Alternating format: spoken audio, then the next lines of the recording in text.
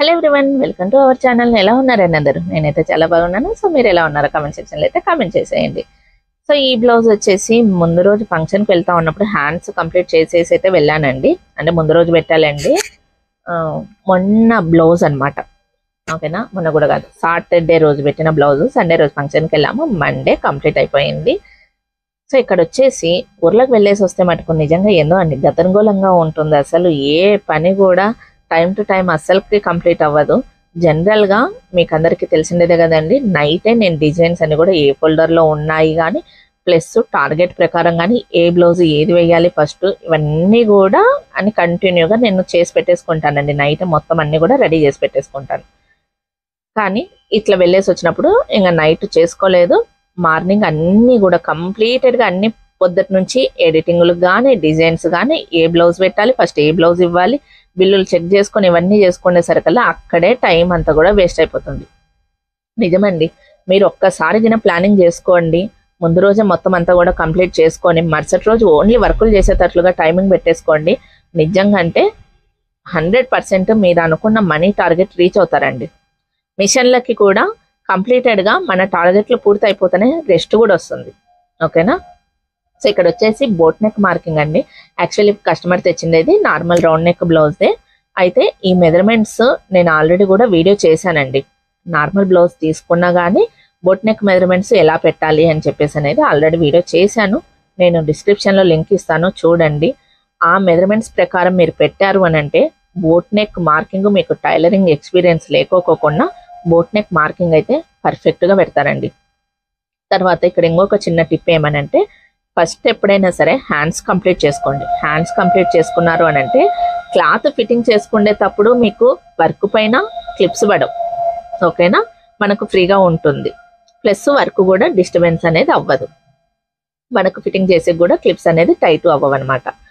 ఇంకొకటి ఏమనంటే కలర్ కాంబినేషన్స్కి మనకు చాలా బాగుంటుందండి.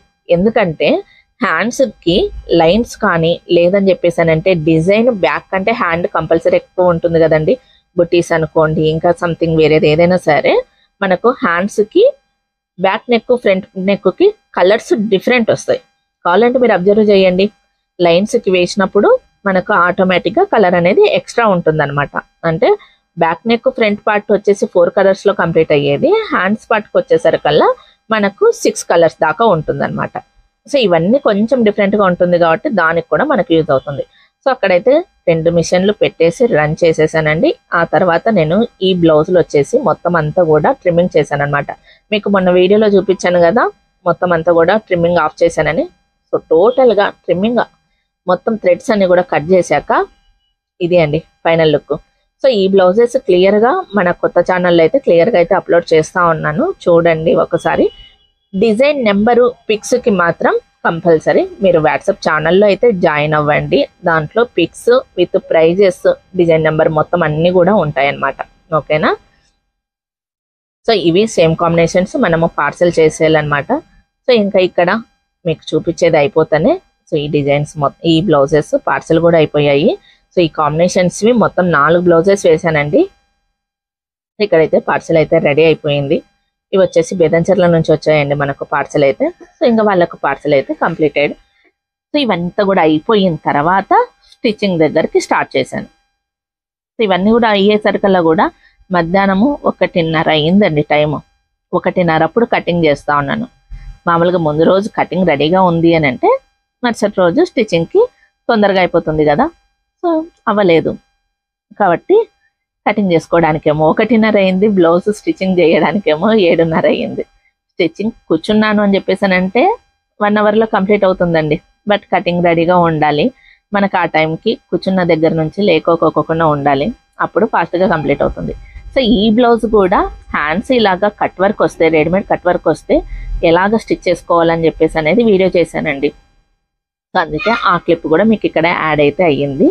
సో ఇది క్లియర్గా నేను మళ్ళీ ఎడిటింగ్ చేసి మీకు వాయిస్ ఓవర్ ఇచ్చేసి మీకు వీడియో అయితే అప్లోడ్ చేస్తాను, చూడండి. చాలా ఈజీగా కుట్టుకోవచ్చు అనమాట ఇట్లాంటివి కూడా. ఓకేనా. సో ఇంకా ఎట్టకేలకు నైట్ అయితే ఈ వర్క్తో నా టార్గెట్ అయితే పూర్తయిందండి. సో టార్గెట్ పూర్తయ్యేసరికల్లా నైట్ 10:30 11 అయిపోయిందనమాట. ఈ వర్క్ అంతా కూడా కంప్లీట్ అయిపోయేసరికల్లా. సో 2 మిషన్ల పైన వర్క్స్ అయితే కంప్లీటెడ్. సో మొత్తానికి ఒక రోజంతా ఇంత గందరగోళంగా గడిచింది నాకైతే.